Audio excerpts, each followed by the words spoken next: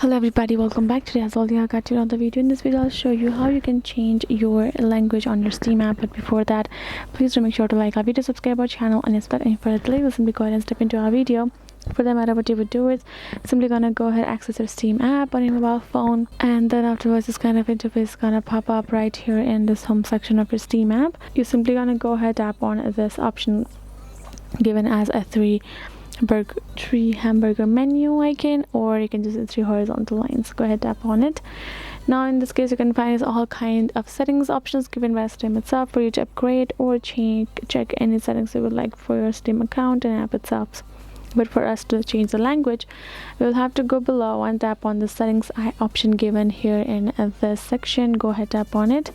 Now this will show us this kind of interface, including all of the options, including the option called language, which we required.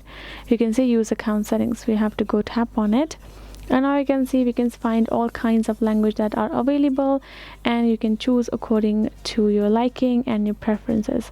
Once you have done so, you can tap on any of the language and you can confirm it like that over there, and then you will be done. So this is it, guys. Hope this video was helpful to you all. Thank you so much for watching, and I'll see you guys in our next video.